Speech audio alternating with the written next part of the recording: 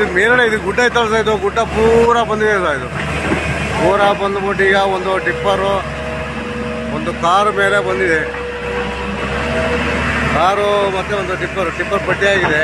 ಒಂದು ಗ್ಯಾಸ್ ಗಾಡಿನ ದೂಕಿದೆ ಸೈಡಿಗೆ.